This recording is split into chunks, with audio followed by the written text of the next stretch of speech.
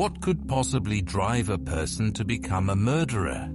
I mean, especially someone who's never committed a crime before. Someone everyone calls a good person.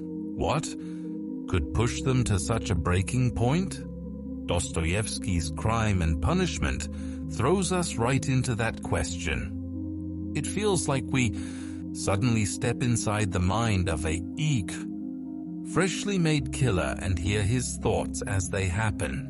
The author questions the balance between nature and conscience, showing how heavy the cost of taking a life really is. And at the same time, he reminds us that love and compassion can still lead to redemption. What's truly striking here is how terrifying it is when a person faces the darkness within themselves.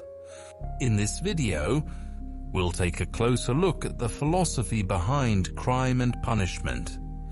The story begins with a young university student named Raskolnikov. He's studying law, but because of financial problems, he's dropped out. He lives alone, broke and frustrated. He keeps getting letters from his mother and sister, realizing they too are struggling with money. And when he finds out that his sister is about to marry a man she doesn't love, just because he's rich, that's when something in him snaps. Reading those letters, you can almost feel the despair creeping in.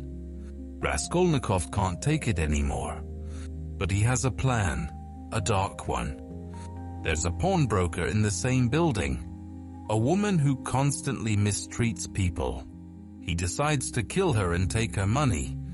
With it, he'll finish his studies, help his family, and save his sister from that marriage.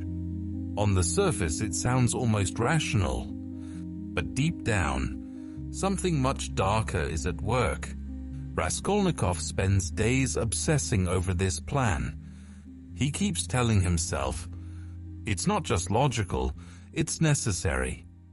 And to be fair, the pawnbroker is a cruel woman. Everyone around her despises her.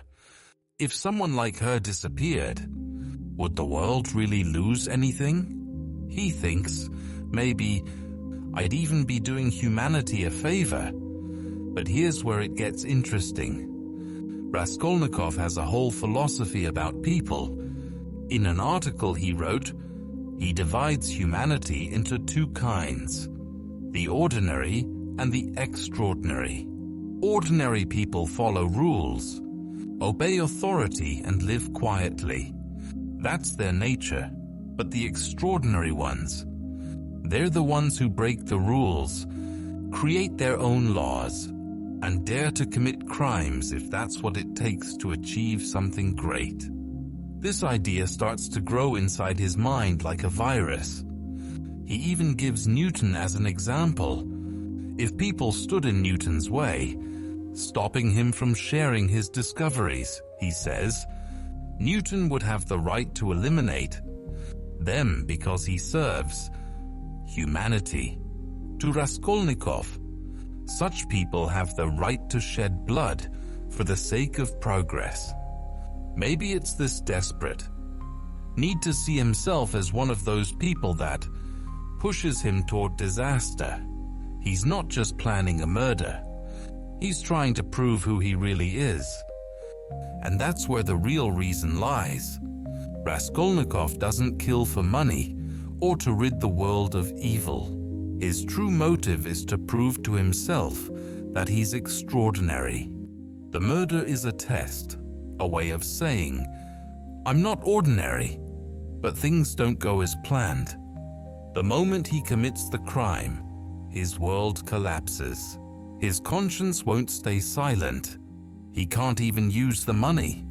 He hides it away, trembling with fear and guilt. The strong willpower he thought he had shatters completely.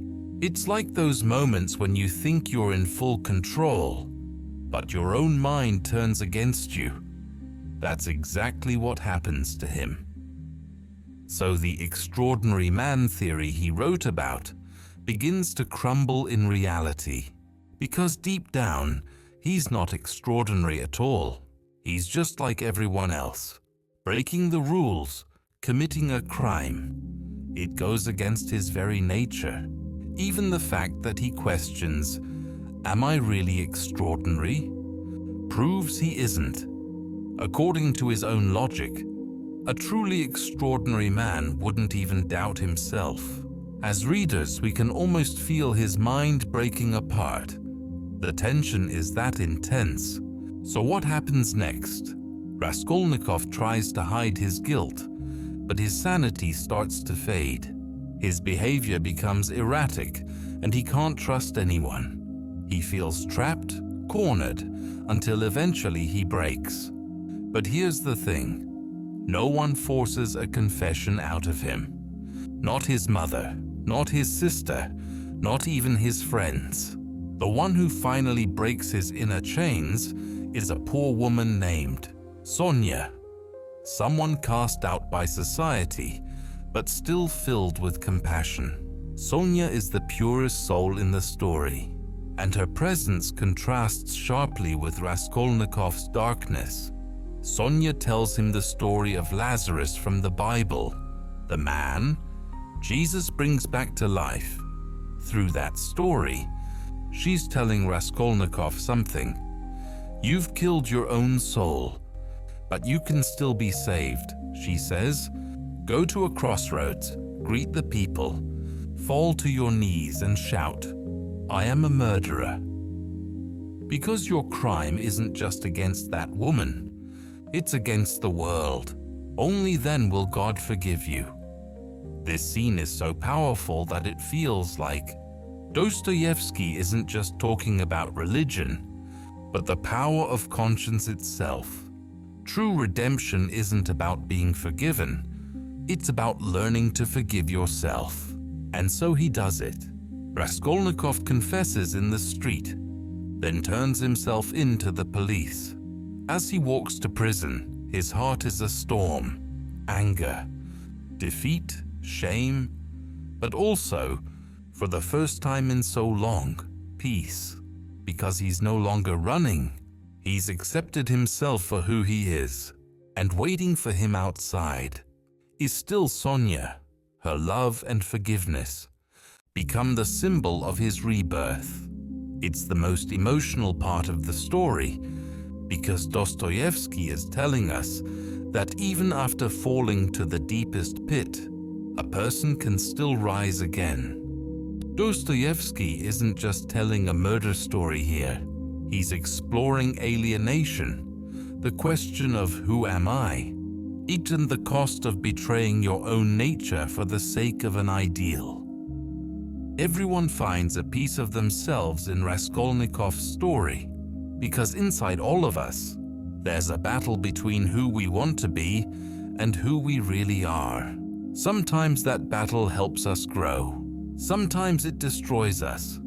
But Dostoevsky leaves us with one haunting question. If the person you want to become goes against your nature, is it worth it? And if you go down that path, are you ready to carry the weight of that punishment? Crime and Punishment isn't just a novel.